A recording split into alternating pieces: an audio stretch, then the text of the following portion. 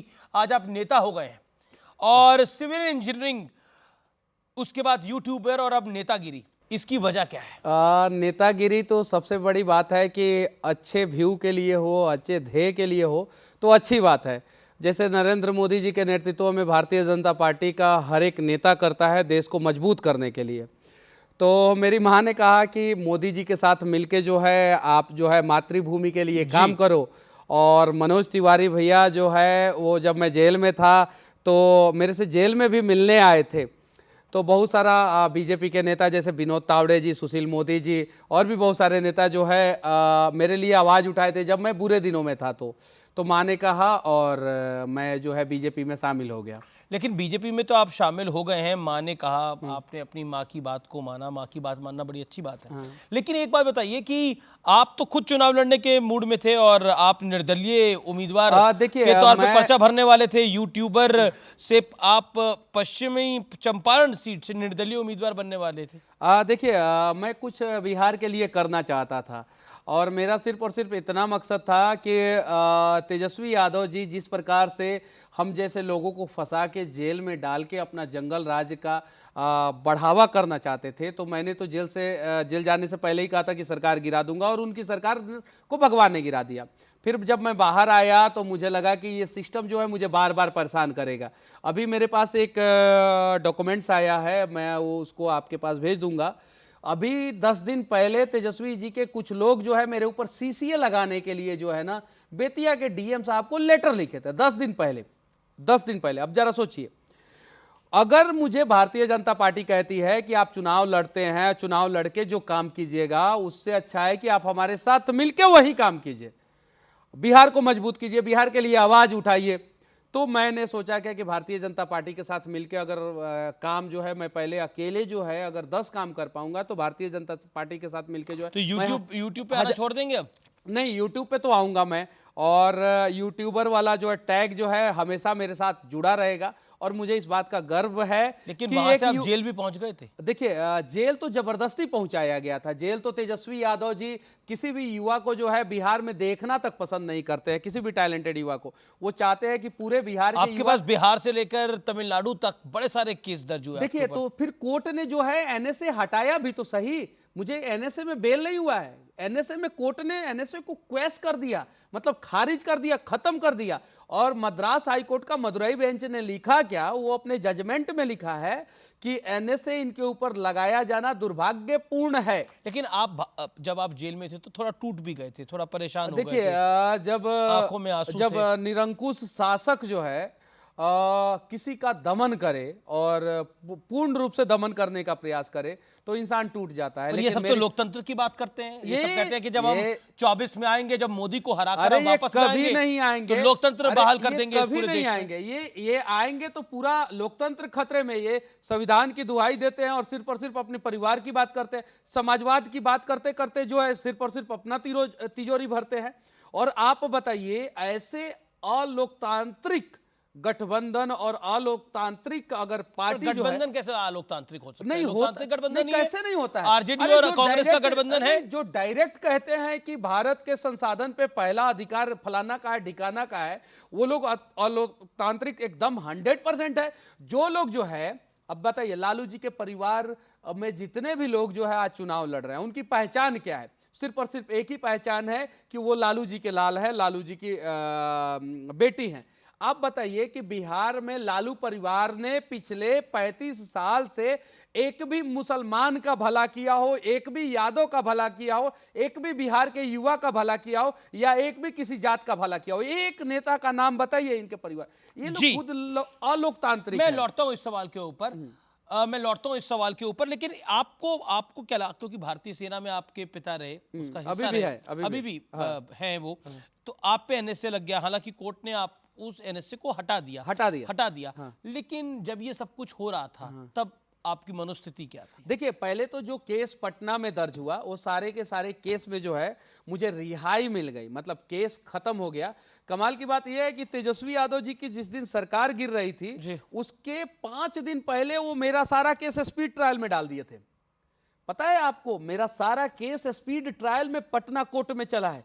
Rape का case speed trial में इन लोगों ने नहीं चलवाया। मर्डर के केस इन लोगों ने स्पीड ट्रायल में नहीं चलवाया, बालू माफियाओं पर के आपसे खिलाफ इतनी दुश्मनी क्यों है तेजस्वी यादव को, अरे आरजेडी को? उनको इसलिए दुश्मनी है कि वो नहीं चाहते हैं कि बिहार का कोई टैलेंटेड युवा जो है आगे आए, और अगर वो आगे आएगा तो युवराज का सिंहासन खतरे में पड़ जाएगा, इसलिए उन लोगों ने ऐसा किया। और मेरा सारा केस स्पीड ट्रायल में जो है, उस सारे केस में जो है मुझे बाइज्जत बरी कर दिया कोर्ट ने। लेकिन आपने तो आरजेडी पर और उस सरकार पे बड़े सारे सवाल उठाए थे। अब नीतीश के साथ, नीतीश बाबू के साथ तो अब आप खुद हो गए, यानी अब आप बीजेपी में हो गए, तो नहीं, कैसे उठाएंगे? नीतीश कुमार के खिलाफ मैंने जेल से निकलने के बाद कभी भी कुछ नहीं कहा है, आप देख सकते हैं और मेरे सारे वीडियो को देख सकते हैं। नीतीश कुमार में लेकिन एक उस कमाल सरकार का के चेहरा तो वही था, नहीं, मुखिया तो तेजस्वी थोड़ी थे, नहीं नीतीश नहीं थे। नहीं नहीं नहीं, नीतीश कुमार जी ने भरे मंच पे सभा में ये बात बोल दिया था कि अब तो तेजस्वी जी हैं, अब तो इनके नेतृत्व में हम सभी को काम करना है। तो बिहार के कुछ अधिकारियों को लगने लगा कि तेजस्वी का ही आदेश जो है ना वो सर्वमान होगा, तो इसलिए वो लोग जो है उनके आदेश को मानते हुए जो है हम लोगों को जो है भरपूर जो है प्रताड़ित, भरपूर फंसाने का प्रयास और हर चीज़ किए। लेकिन हालांकि बाद में जो है कोर्ट ने जो है हमारे साथ इंसाफ किया और बाइज्जत बरी होके जो है आज मैं आपके सामने बैठा हूं। लेकिन लालू प्रसाद यादव के कई चेहरे, मतलब लालू प्रसाद यादव के कई परिवार के चेहरे मैदान के अंदर हैं। आपने उनकी बात भी की, रोहिणी आचार्य हैं, मीसा भारती हैं, तेजस्वी यादव हैं, तेजस यादव हैं, राबड़ी देवी पहले मुख्यमंत्री रही। राबड़ी देवी मुख्यमंत्री रही, बिहार के लोगों को पता नहीं है पूरी जानकारी। राबड़ी देवी फाइनेंस मिनिस्टर भी रही है 1997 से लेके सन 2000 तक, ये 3 साल तक राबड़ी देवी फाइनेंस मिनिस्टर भी रही है।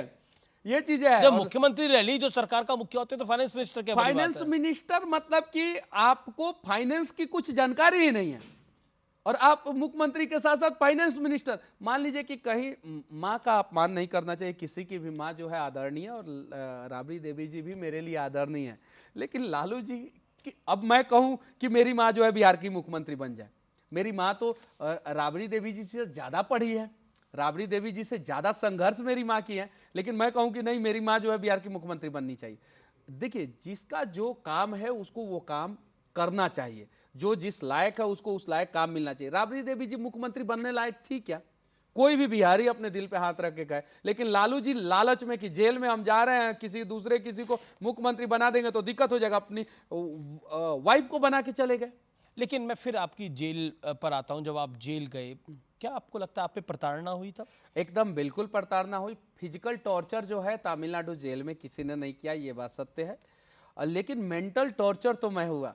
अब जरा सोचिए, आपको कभी लगता था बाहर आएंगे? आपको मुश्किल लग रहा है? मुझे लगता था कि 3-4 साल कम से कम मैं जेल में रहूंगा, कम से कम, और इस हिसाब से इन लोगों ने प्रयास भी किया था। सबको पता है, किसी भी वकील से जब आप पूछेंगे तो सब लोग कहते थे कि 3-4 साल तक। तो माँ आपकी परेशान हो गई थी तब? माँ तो बहुत परेशान हो गई, माँ को बीपी का बीमारी हो गया, ये चीज़ है। और मैं भगवान से प्रार्थना करूंगा कि कोई भी लड़का अपने लिए जो है ना किसी की माँ को प्रताड़ित ना करे।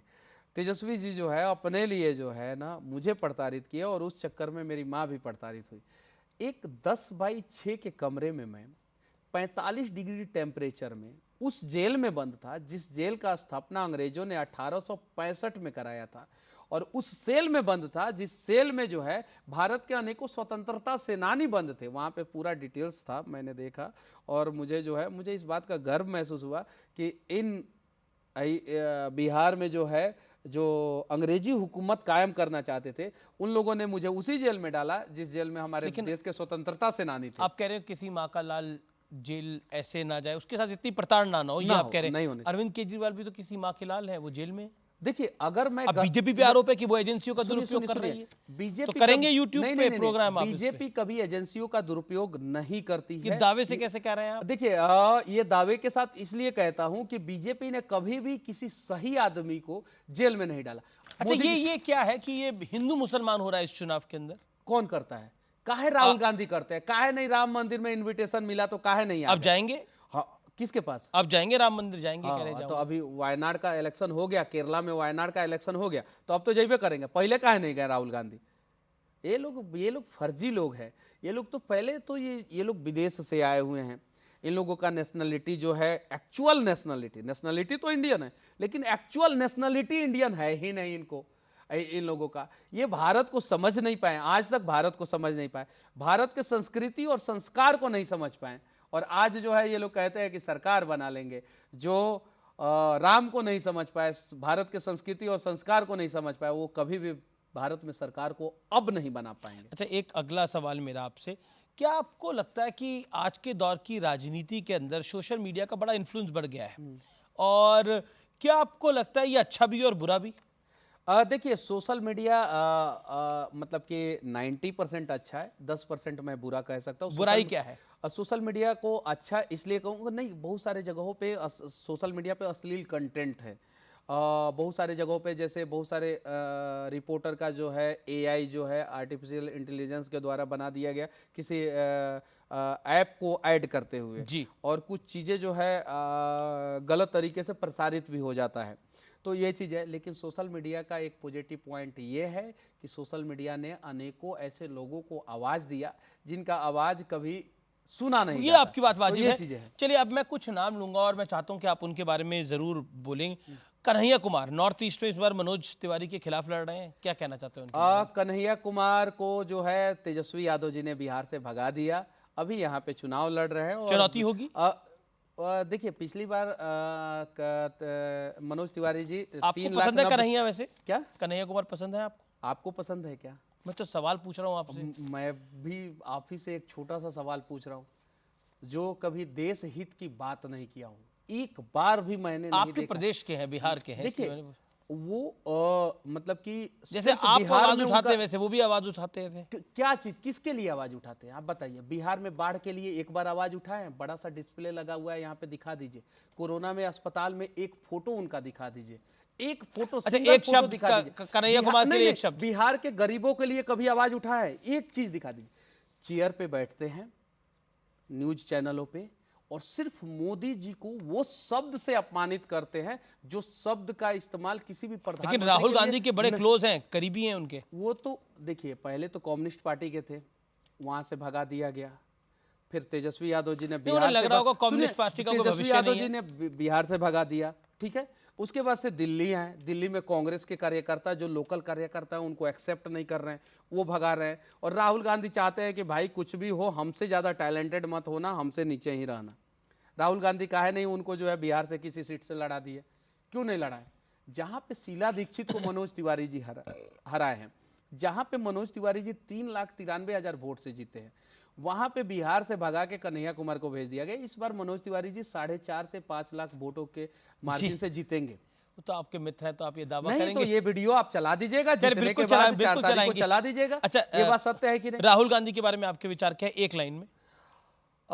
बस इतना ही कहूंगा कि उनको भारत की राजनीति की कुछ समझ नहीं है, और जब तक समझ आएगा तब तक उनका उम्र जो है 90 साल पार कर जाएगा। लेकिन आप कह रहे हैं कि मैं गरीबी, वो तो कह रहे हैं, राहुल गांधी कह रहे हैं कि मैं गरीबी मिटा दूंगा। ठीक है, तो अपनी सारी संपत्ति जो है देश के नाम पे कर दें, सारी संपत्ति देश के नाम पे कर दें। पहला प्रयास अपने घर से करना चाहिए जी। जो उनके पास जितनी भी संपत्ति है वो सारी संपत्ति देश के नाम पे कर दे। क्या वो करेंगे? सुनीता, और सुनिए, गरीबी तो इनके पूर्वज भी मिटाते आए हैं, मिटाने का प्रयास खूब भरसक किए। कपड़े जो है फ्रांस में धुलाई होने जाते थे, अब बंडी जो है वो नए नए बंडी आते थे। उसके बाद से जो है इनके पिताजी, इनके दादाजी, इनकी दादी माँ, इनके दादी माँ के पिताजी, सब लोगों ने प्रयास किया, लेकिन गरीबी नहीं मिटी। गरीबी कब मिटी? जब एक गरीब का बेटा प्रधानमंत्री बना, नरेंद्र मोदी जी 2014 से 2024 के बीच में, और जी। दुनिया का अनेकों एजेंसी ने कहा कि 40 करोड़ लोगों को गरीबी रेखा से ऊपर उठा के जो है हम लोग जो है मध्यम वर्गीय में चलिए, लेकर मैं आए। अब अगला नाम नरेंद्र मोदी था, प्रधानमंत्री नरेंद्र मोदी, आपकी लाइन, आपके शब्दों में?